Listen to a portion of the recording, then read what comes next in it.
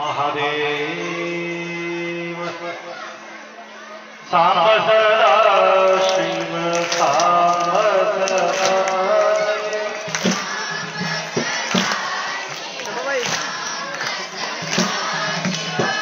सांब सदा शिव सांब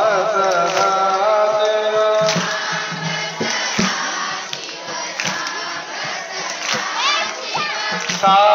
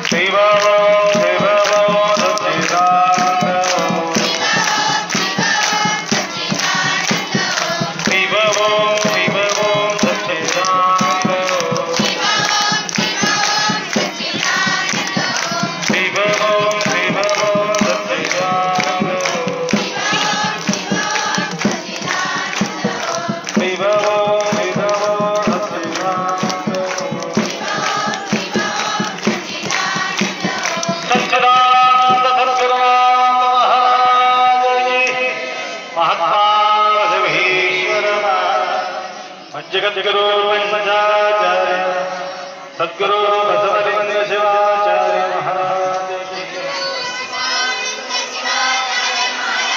संत शिरोमणि मंगलस्वामी महाराज वैराग्य के अष्टमादेवी माता की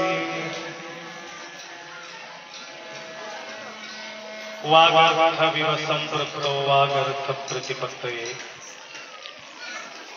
जगत पितरौ वंदे पार्वती परमेश्वर त्रिकाल वंदनीय प्राप्त स्मरणीय पूज्य गुरुवर्यांचं स्मरण करून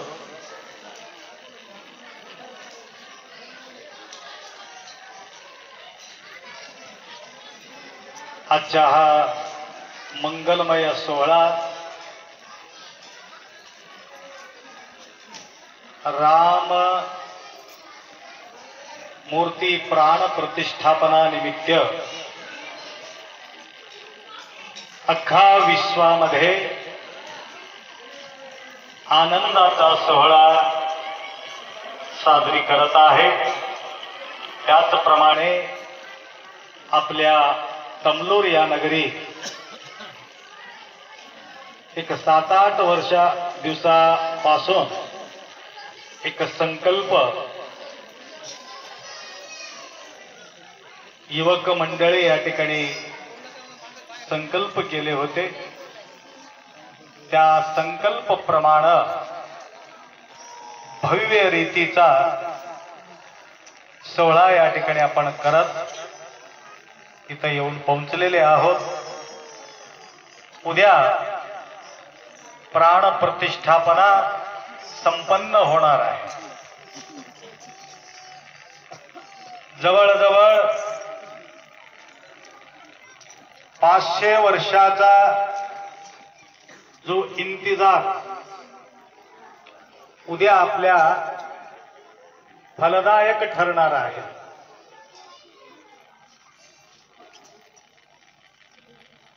या घडीचा अनेक आत्मा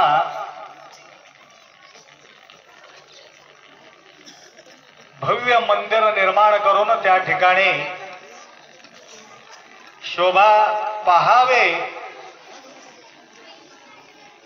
असा इंतजार करून करून करून त्यांनी देह विसर्जन केलेले आहे, परंतु त्यांना सफलता मिळालेली नाही।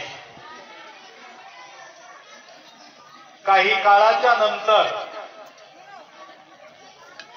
आचार संपन्न विचार संपन्न एक महान योगीचा स्वरूपामध्ये योगी आणि मोदी या दिव्य दोन आत्म्याच्या माध्यमातून हे फळ आपल्या समोर दिसत आहेत। त्याच प्रकारे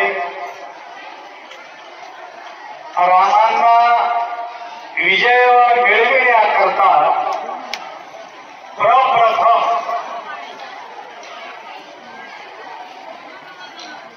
लंकेला जाण्यासाठी किंवा त्यांच्या जीवनात यशस्वी मिळविण्यासाठी रामेश्वर भगवंताचा स्थापना करून अनुष्ठान करून जप तप करून त्यांनी कामाला सुरुवात करतो। हे मोठा आदर्श राम होण्याचा एक महान शक्ती आशुतोष भगवान भोलेनाथ रामाने स्थापन केलेले रामेश्वर, रामाचा ईश्वर रामेश्वर त्यांना कृपा केले। त्या कृपाचा फळ स्वीकार करो त्यांच्या जीवनात यशस्वी मिळविले। अशा हा रामांचा जो आदर्श त्यांच्या आहार विहार व्यवहार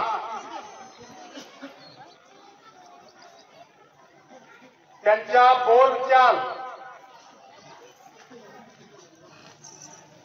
त्यांचं वचन रामायणाच्या माध्यमातून तुम्ही पाहिला असेल। सिरियल मध्ये रामाकडून एक व्यक्तीही दुखीत त्या सिरियल मध्ये आम्ही पाहिलेले नाही। एवढा सावधानपूर्वक तो व्यवहार रामाने त्या काळामध्ये राजवैभव करत असताना त्या प्रकारचा आचरण रामाने केले होते। त्याच प्रकारे आजचा हा 2024 या काळामध्ये कुठल्याही व्यक्तीचा कितीही विरोध करणारा व्यक्ती असला तरी सुद्धा नरेंद्र मोदी पंतप्रधान कुठलेही अपशब्द कोणाच्या प्रती त्यांनी व्यक्त केलेले नाही।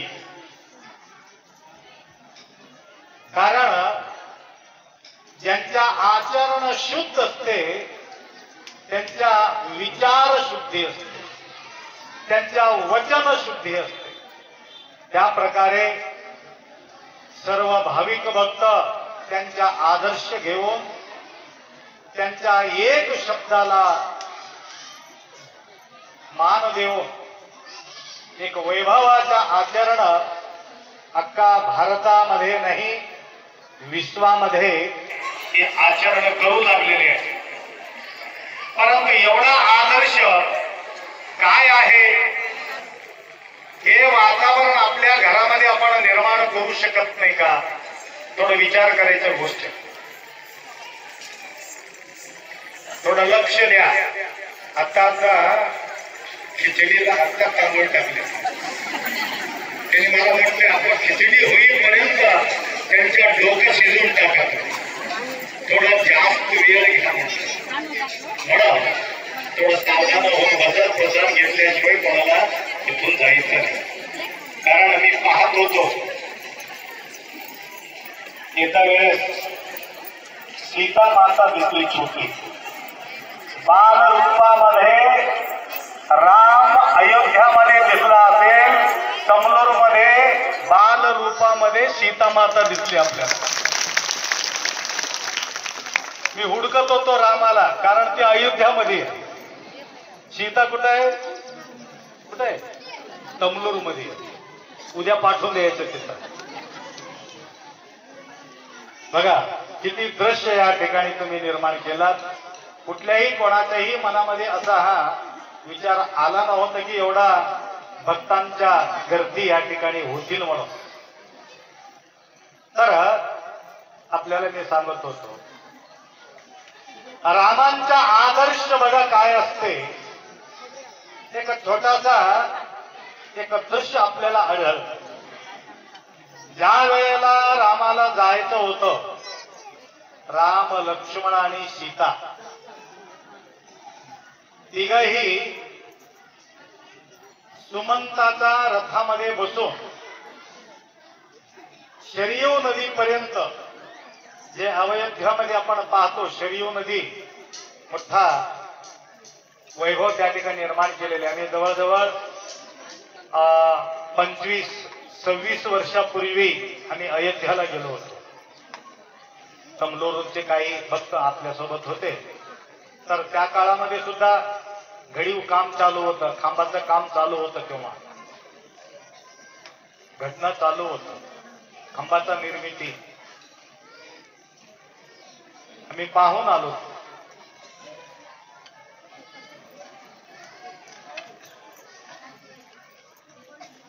तर शरयू नदीपर्यंत सुमंत अंधेश्वर जी सुन रहे कि नहीं? सुनो. शरयू नदी के किनारीवरती सुमंताने रथावरती बसून राम लक्ष्मण सीता तिघांनाही सुद्धा त्या ठिकाणी उतरविले. कशा करता? जंगलमध्ये पाठवायचं होतं त्यांना. वनवास भोगण्यासाठी त्यांना पाठवायचं होतं. त्या ठिकाणी नदीचा पार करण्याकरता नावाचं गरज होतं, टोकरीचं. केवटला बोलविले. रामाने हाक मारले केवटला.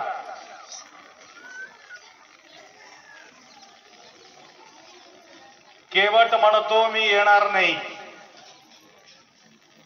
त्यावेळेस लक्ष्मणाला वाईट वाटलं.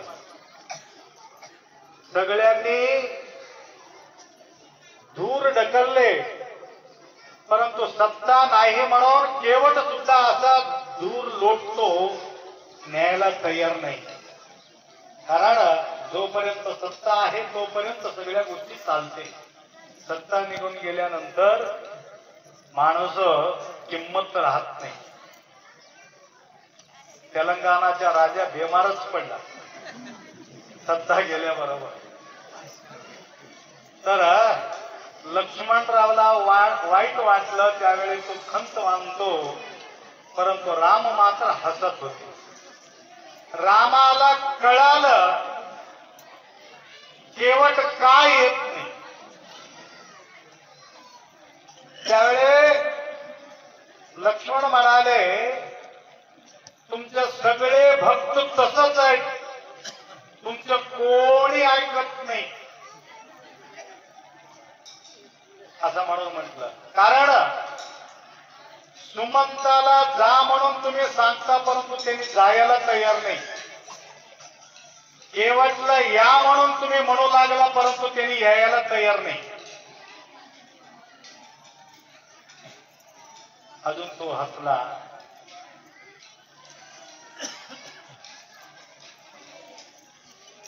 प्रेमाचं हे दर्शन आहे, प्रेमाचं प्रदर्शन नाही.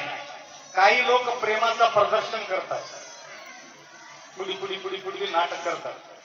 नाटक कोण करते सगळं कळते आणि आतून कोण प्रेम करते तेही कळते. रामाला हे गोष्टी कळत. रामाला कळालं हे का येत नाही, सुमंत का जात नाही, हे दोन गोष्टी रामाला कळालं. तुमच्या लक्षात आले की नाही मला माहिती नाही. कारण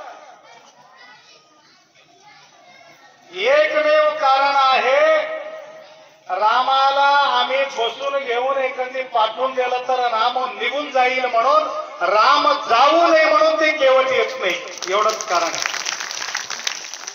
सुमंत का जात नाही, रामाला सोडून मी कसं जाऊ म्हणून रथ सोडून ते घेऊन ते जात नाही.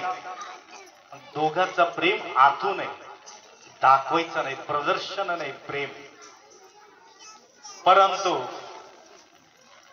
केवटला, केवट म्हणजे कळालं की नाही ते नावाडी,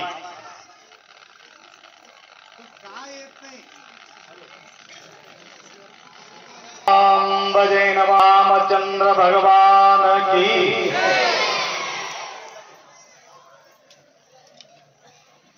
काय सांगत होत नावाडी, तू काय येत नाही बेटा. ज्यावेळेस तो नावाडी म्हणतो, ज्या ठिकाणी तुमच्या चरणाचा स्पर्श होते त्या ठिकाणी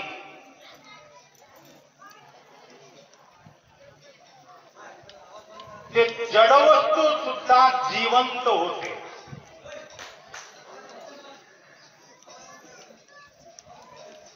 तुम्ही ज्यावेळे दगडावरती चरण स्पर्श केल्याबरोबर तिथून अहिल्या बाहेर पडते,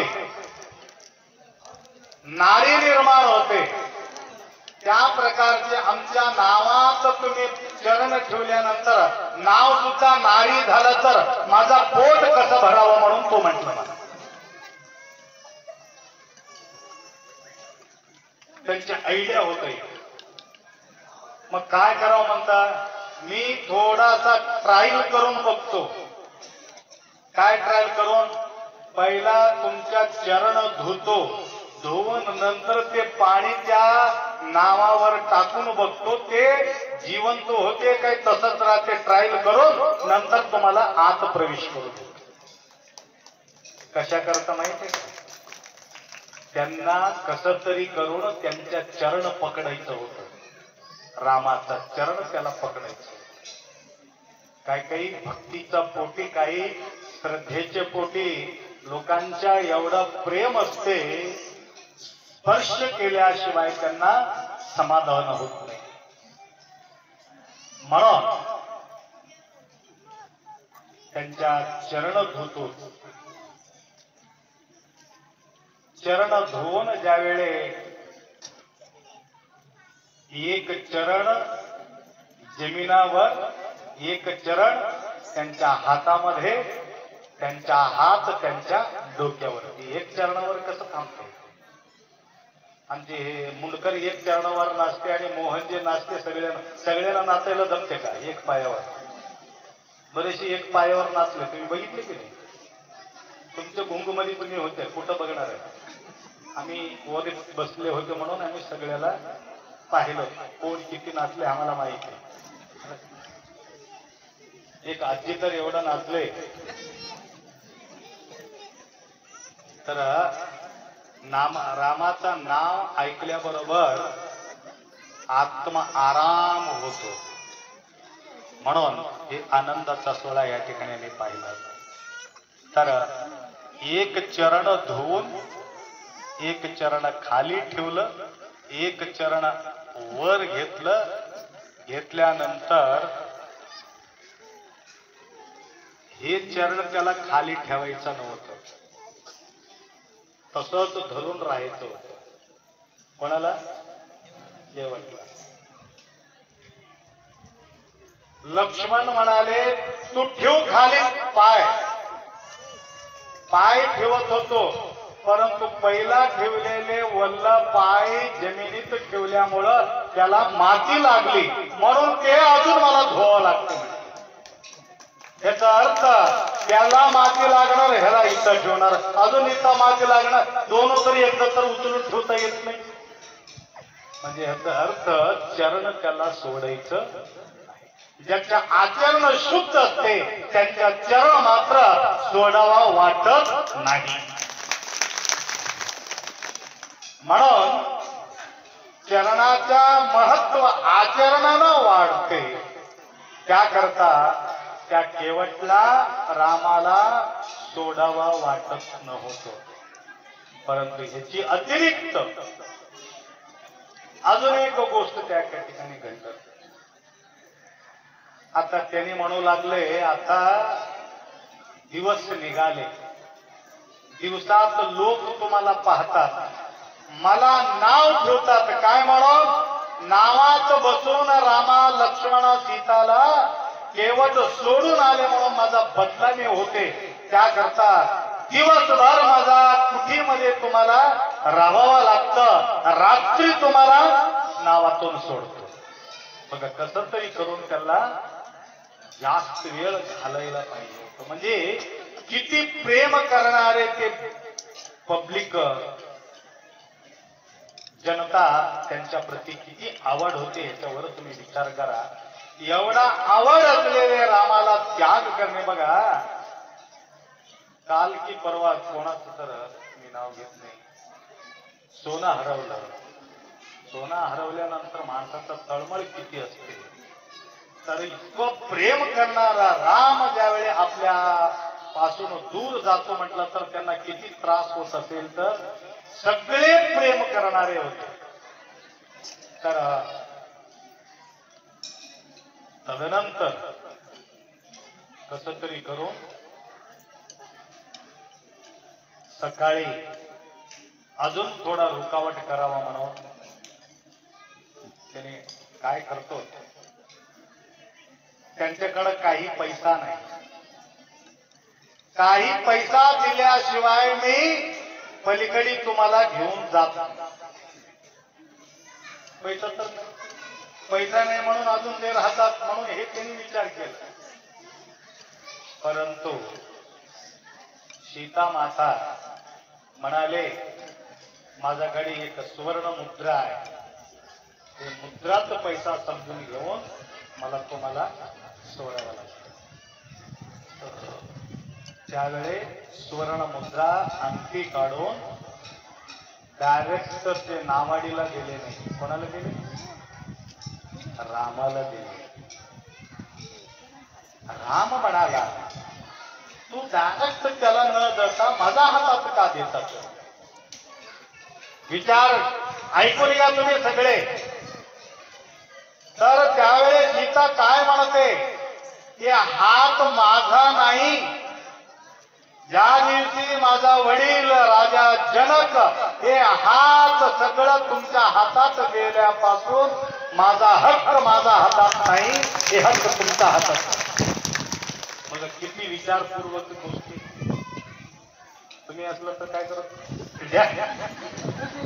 मी देतो तुम्ही द्यावं काय, काढून घेऊन तुम्ही देत होते. आजकालचे जमाना विचित्र, दुनिया उलटा चालले.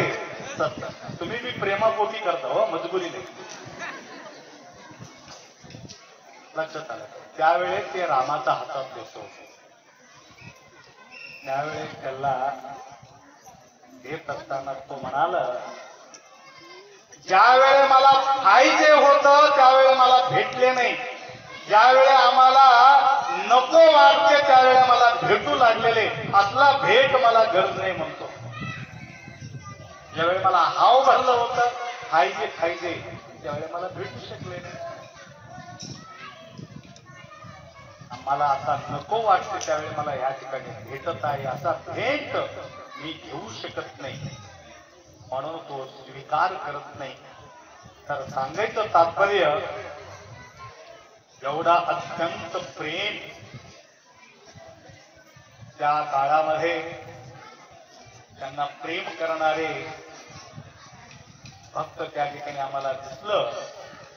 आणि जवळजवळ 4-5 हजार वर्षाच्या नंतरही सुद्धा तेवढंच प्रेम रामाच्या प्रती अजूनही आमच्या या भारताभूमीमध्ये तेवढंच टिकून आहे. हे विशेष आहे. त्याला म्हणतात अमर प्रेम. जो व्यक्ती अंतःकरणपूर्वक सर्वांना प्रेम करतो ते कधीही मिटत नाही. प्रेम गंगा बहाते चल. म्हणून या प्रेमाच्या प्रतीक आज आपण प्रदर्शन या ठिकाणी आपण केलेले.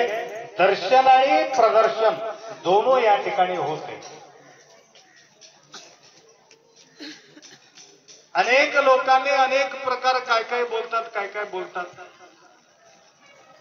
हा,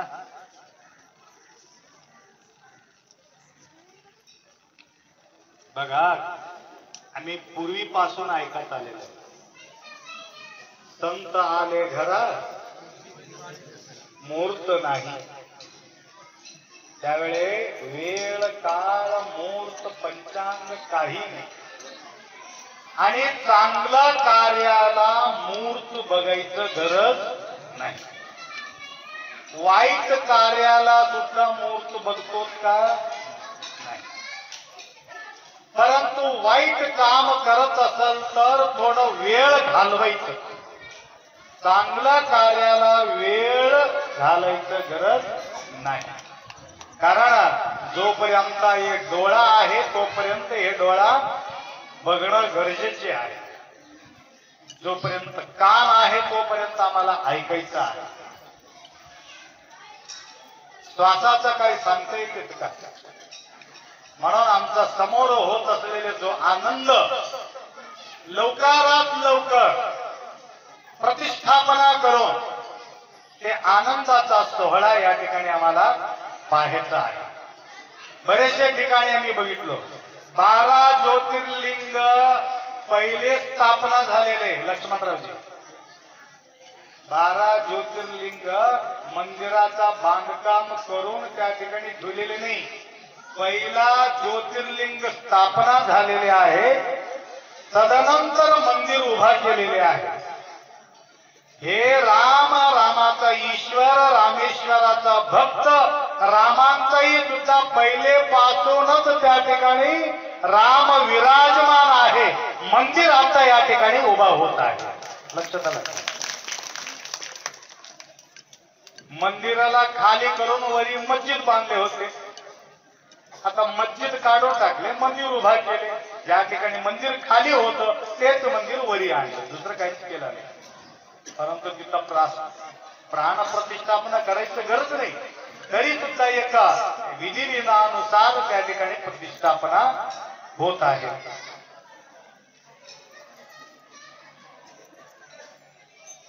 बोलता बोलता मला आठवण बी राहत नाही. त्यासाठी त्यांनी पहिले चिठ्ठी लिहून दिले. प्रवचन संपवा म्हणून नाही, उद्या सुद्धा प्रसाद आहे सांगा म्हणून चिठ्ठी दिली. आज बी आहे म्हणून उद्या येत नसलं तर अवघड होईल. उद्या महाप्रसाद आहे, आता प्रसाद आहे.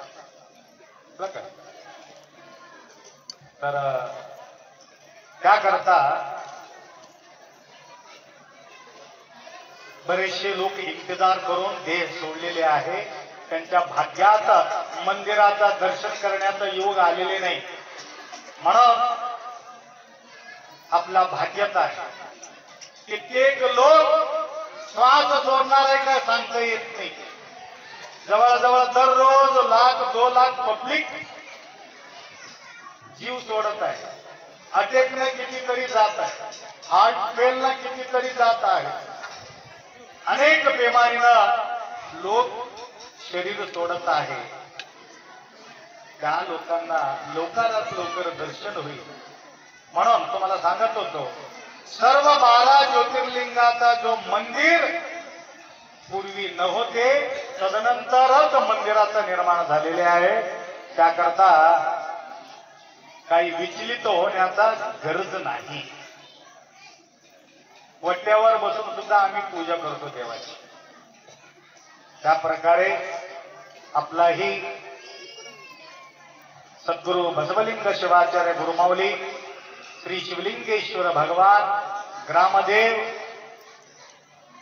या देवतांचंही सुद्धा प्राण प्रतिष्ठापना महाशिवरात्रीच्या योगाच्या अगोदरच त्या ठिकाणी प्रतिष्ठापना होणार आहे. गैरसमज काय काय माई लेखांना का माता लोकांना काही सांगत आहेत, कार्यक्रम कॅन्सल झाले, तसं झाले, असं लक्षात घ्या. प्राण प्रतिष्ठापना शिवरात्रीचा अगोदर होणार आहे. एक काम मात्र शिल्लक राहणार आहे. देव बसणार आहेत मध्ये. देव बसल्यानंतर जास्त काम होतील म्हणून आम्ही विचार केलो. तर रंभापुरी जगद्गुरूंना आम्ही भेटण्यासाठी गेलो. कोल्लीपात महाराजांची भेट झाली. महाराजांना मी बोललो शिवरात्रीला आपण यायला पाहिजे.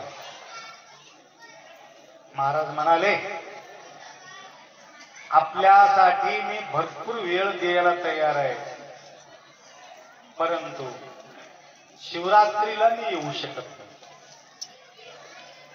उर्वरित काम सगळं तुम्ही टोटल काम करून टाका.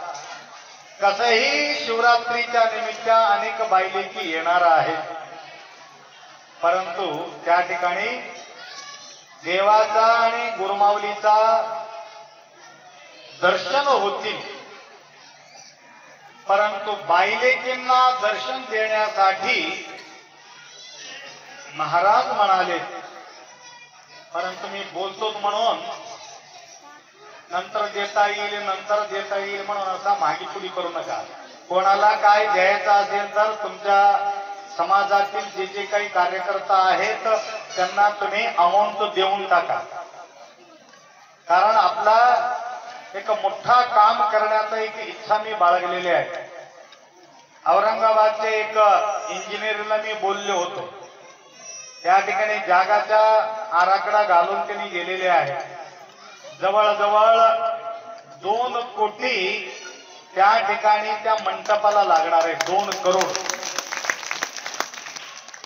आता मी विचारलं बायलेकीचा पैसे किती गोळा झाला म्हणून. परवा मी मीटिंग घेतलं तर आपण 4.5 लाख किंवा 5 लाख पर्यंत झालेले आहे म्हटलं.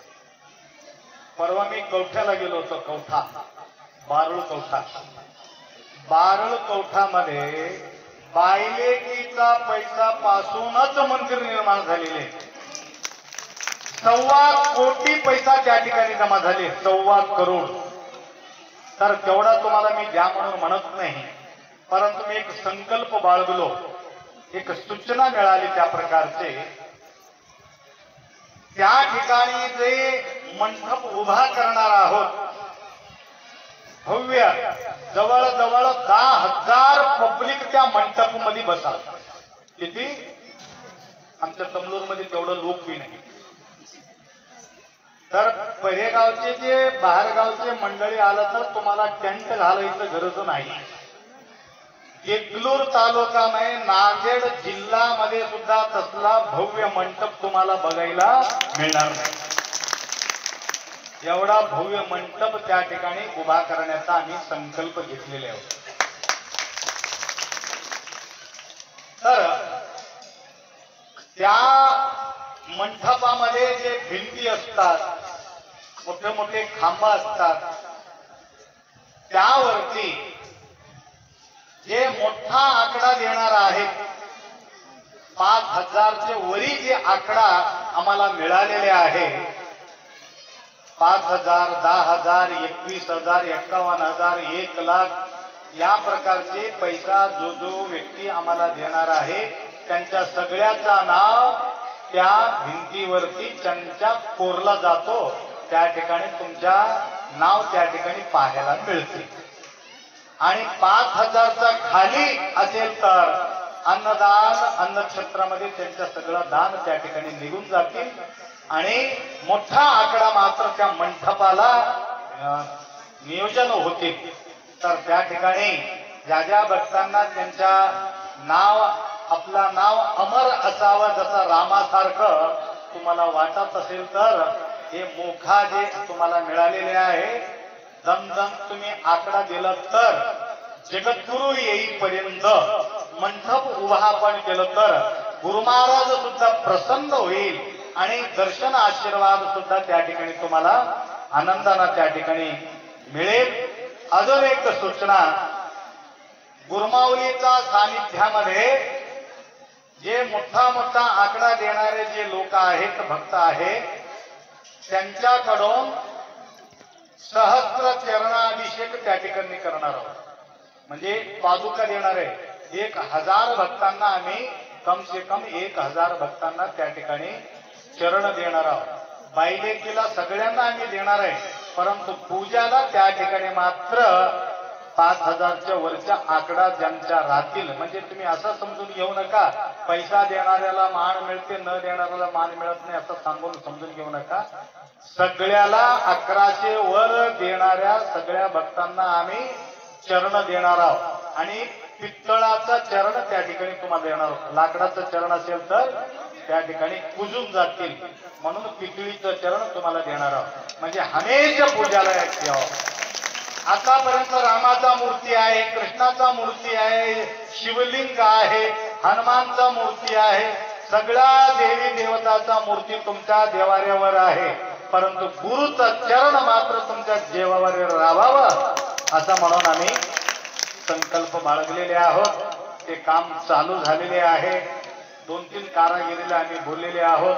जवळजवळ 5000 पादुका निर्माण करण्यासाठी आम्ही सांगितलेले आहे. त्याकरता कितीही संख्या वाढलं तर हरकत नाही. तर सगळ्यांना चरण त्या ठिकाणी तुम्हाला मिळणार आहे. अगोदरच तुमच्यापर्यंत चरण तुम्हाला पोहोचवी करणार आहोत, कारण त्या गोंधळामध्ये तुम्हाला देणं अवघड होते. म्हणून एक शुद्ध संकल्प आम्ही बाळगून त्या ठिकाणी कार्य त्या ठिकाणी सुरुवात करणार आहे. कळस स्थापना आता नंतर होईल. पहिले मूर्ती स्थापना आणि गुरु महाराजांच्या मूर्ती स्थापना आणि लिंग स्थापना शिवरात्रीच्या अगोदर त्या ठिकाणी दर दिवस त्या ठिकाणी पूजा पाठ संपन्न होणार. आपले मीडियाचे व्यक्ती लक्ष्मणरावजी त्याने एक संकल्प बाळगला. एवढा सुंदर मूर्ती आणि सुंदर लिंग आपले काय अंधेश्वरचे कोण कचकलवार यांनी आपल्याला भरपूर त्यांनी मदत केलेली आहे. इतकं सुंदर मूर्ती सजवून आपण आणलेले आहोत. लिंग बी भयानक सुंदर आहे. नंदी बी साक्षात नंदी येऊन बसलेले भास त्या ठिकाणी आपल्याला वाटतो. त्या प्रकारच्या नंदी क्रेनच्या माध्यमातून त्या ठिकाणी आपण ठेवलेले आहोत. माणसाला ते उचलू शकत नाही. आला का लक्षात? तेवढा कितीतरी टन आहे म्हणले, 5-6 टन आहे म्हणले, तेवढं वजन आहे, माणसाला उचलू शकत नाही. तर एवढं भव्य मंदिर साकार स्वरूपामध्ये, भव्य मंदिर अयोध्यामध्ये बी त्या ठिकाणी आम्हाला पाहायला मिळते. आपल्या या एरियामध्ये यासारखं सुंदर मंदिर आपल्याला या ठिकाणी पाहायला मिळू लागलेले आहे. आपल्या भाग्य आहे. तुमचा सर्वांचं सहयोगानं एक व्यवस्था या ठिकाणी लाभला. लवकरात लवकर सगळ्यांनी या कामाला हातभार तुम्ही लावा आणि सगळ्यांचा आकडा जे माझ्यापर्यंत आलेले आहे, माझ्याजवळ नाव नोंद केलेले आकडा आहे. काहीतरी 25-30 भक्तांच्या नाव यादी माझ्यापर्यंत पोहोचलेली आहे. त्या प्रकारे अजून कोणाला काय द्यायचं इच्छा असेल तर दम तुम्ही देऊन टाका आणि लवकरात लवकर आपण कामाला सुरुवात आपण करू. अजून काही लक्ष्मणराव बद्दल तुम्हाला बोलत होतो. तर स्थापनाच्या नंतर दर दिवस एक व्यक्ती त्या ठिकाणी शिवलिंगेश्वराचा अभिषेक, गुरुमाऊलीचा दर्शन, दर दिवस एक भक्तांचा पूजापाठ त्या ठिकाणी व्हावे असा संकल्प त्या ठिकाणी बाळगलेले आहेत. बरेचसे काही भक्त त्या ठिकाणी नाव नोंद सुद्धा त्या ठिकाणी केलेले आहे. तर काय सूचना म्हणतो? हा ठीक आहे. अजून एक सूचना म्हणजे पित्तळचा जो सिंहासन निर्माण करण्याकरता आपले स्वामी मठपती काय नाव उमाकांत महाराज हैदराबाद इथून मीच हकलून टाकलो त्याला. इथं बाकी झाला होता, लोक तंग करून टाकले होते. मी म्हटलं इथं राहू नको, तू निघून जा इथं. पण माझं बी 80,000 रुपये द्यायचं होतं, तरी सुद्धा त्याला पाठवून दिलं होतं. तर त्यावेळेस तिकडं जाऊन फार सुंदर प्रगती साधून घेतलं. तदनंतर सगळ्याचं कोणाचा द्यायचं इथे बाकी त्यांनी देऊन टाकले. ऋणमुक्त होऊन तदनंतर तो संकल्प बाळगला, आप्पा जगद्गुरूला बोलवा आणि त्या सगळ्या खर्च मी एकटंच ते देतो म्हणून असं त्यांनी संकल्प केले होते. तर मी म्हटलं जगद्गुरूचं काय मी सांगू शकत नाही, परंतु गुरुमाऊलीचा सेवा या ठिकाणी तुम्हाला करावा लागते असं म्हटलं. तर कारागिरीला आम्ही या ठिकाणी बोलावून घेतलं. तर दरवाजा निर्माण करण्याकरता आणि सिंहासन, गुरुमाऊलीला सिंहासन निर्माण करण्याकरता आम्ही त्यांना सांगितलं. त्यावेळेस त्यांनी सांगितलं 2,11,000 रुपये या ठिकाणी खर्च येतो महाराज म्हणून ते कारागिरी म्हणाला. तर कितीही खर्च आला तरी सुद्धा मी द्यायला तयार आहे म्हणून उमाकांत महाराजजी त्या ठिकाणी संकल्प बाळगलं. तर सिंहासनाचा खर्च त्यांनी दिलेले आहे. काही मला सुद्धा काही लोक आप्पा त्यासाठी तुम्ही घ्या म्हणून. आता हिरामणी की हिरामणी आपले बागशेती काय काशेती बाबूरावांची कन्या पहिले एक मोठा समय मला दिले होते अधिक मास मध्ये. तदनंतर मी पंखाचा व्यवस्था करतो आप्पा म्हणून म्हणाले. ते पंखा तर भरपूर बसविलेले आहे. अजून तुम्हाला काही द्यायचं असेल तर दरवाजासाठी तुम्ही व्यवस्था करा म्हणून मी म्हटलो. तर घडले तेवढा त्यांनी देतील. त्या प्रकारे शिवलिंगेश्वराचा दरवाजा एक शिल्लक राहिलेले आहेत आणि गुरुमाऊलीचा दरवाजाला सुद्धा काही भक्त थोडा दिलेले आहे. त्या दरवाजासाठी 60,000 रुपये खर्च येत आहेत. 60,000 मध्ये काही 4-5 हजार रुपये मला मिळालेले आहेत. तर अजून एक दरवाजा शिल्लक आहे शिवलिंगेश्वराचा. तर दोन माप त्यांनी घेऊन गेले, परंतु दोन ऑर्डर आम्ही दिलेले नाही. कोणी भक्त सहयोग देत असेल तर तेही सुद्धा ऑर्डर त्यांना आम्ही देतो. आणि तिथं गेल्यानंतर ते मंदिर पाहिल्याबरोबर ऑटोमॅटिक भक्तांच्या मनामध्ये प्रसन्नता त्या ठिकाणी निर्माण व्हावे, भक्ती जागृत व्हावे, हे संकल्पना आपल्या असल्या कारणानं त्या ठिकाणी ते कार्यक्रम पार पडत आहे. बरेचसे नवयुवक मंडळी या कार्यक्रमामध्ये सहयोग देत आहेत. त्यांनी आल्यानंतर त्यांच्या तुम्ही आनंदानं स्वागत करून त्यांच्या सेवा सुद्धा तुम्ही करत असलेले आम्हाला आनंद वाटला. तेवढंच नसून अजून एक आपले विठ्ठलरावजी पांढरे नांदेडे, दोन नाव आहे त्याची, नांदेडे विठ्ठल म्हणलं तर लवकर लक्षात येईल. तर त्यांनी बाळूमामाचा मागे लागून बरेचशा भक्तांना त्या ठिकाणी बोलावून सेवा करून घेत आहेत. मी म्हटलं बाळूमामाचं काम नंतर तुम्ही करा, पहिले आमचं काम हो दे आणि तुम्ही बी मागे लागलं तर अवघड होईल म्हणून त्यांना मी थोडा सावधान ठेवलो. तरी सुद्धा त्या ठिकाणी मंदिराचं निर्माण करण्याचा जो संकल्प त्यांनी सुद्धा बाळगलेले आहे. तर बाळूमामाचं बी मूर्ती त्या ठिकाणी मी ऑर्डर केलो. तिथं महाराजाचं बी मूर्ती काम चालू आहे आणि बाळूमामाचं बी मूर्तीचं काम चालू आहे. तर गुरु महाराजांच्या मूर्तीसाठी सुद्धा जवळजवळ 4 लाख रुपये खर्च येत आहे. एकमेव व्यक्ती 3.5 लाख रुपयाच्या मूर्तीचा व्यवस्था एकमेव व्यक्ती केलेली आहे, तो अलमाजी. तर चिखलाचा मूर्ती तयार करून आम्हाला पटल्यावर करण्यासाठी त्याला 80,000 रुपये खर्च आहे. चिखलाचा मूर्ती तयार कराव, त्याच्यामध्ये काही उणीव असेल तर काढून. मी तर महाराजांना पाहिलेले नाही, हे पाहिलेले लोकांना मी दाखवलं. बरोबर आहे का महाराज, बरोबर आहे का? बरोबर आहे म्हटल्यावरच ते आम्ही ऑर्डर दिलेले आहे. मूर्तीचं काम जोरात चालू आहे. जवळजवळ 3 मूर्ती आतापर्यंत त्यांना करून बाजूला ठेवलेले. जमलं नाही. मी नंतर म्हणलं तसं जमत नाही, आंघोळ करून स्वच्छ होऊन तू केलं तर मूर्ती होईल, नाही तर होणार नाही. तर तेव्हापासून माझं चुकलं म्हणून दररोज एक नारळ फोडतो आणि मूर्ती निर्माण करतो तो माणूस. बघा, विचार करा माऊलीचा किती कृपा आहे. तर ते काम बी चालू आहे. तर हे भव्य मंदिर त्या ठिकाणी शोभा दिसण्यासाठी काल ग्रिलचं काम सुद्धा झालेलं आहे. आता नावाचा सुद्धा काही बोर्ड आता काम चालू असेल मला असं वाटते. तर सांगायचं तात्पर्य या प्रकारचे अनेक गोष्टी या ठिकाणी तुम्हाला सांगायचं असून सुद्धा या ठिकाणी रंभापुरीचे महाराज केव्हा येते तर नंतर सांगतो, कारण हे द्यायला मागे पुढे बघलं. पहिले मंडप ज्यावेळी निर्माण होईल त्यावेळी महाराज त्या ठिकाणी येतील. लवकरात लवकर मंडप निर्माण करा, लवकरात लवकर महाराजाला आम्ही बोलावून घेऊ. लक्षात आलं का? महाराज आल्याशिवाय कळस आम्ही चढविणार नाही.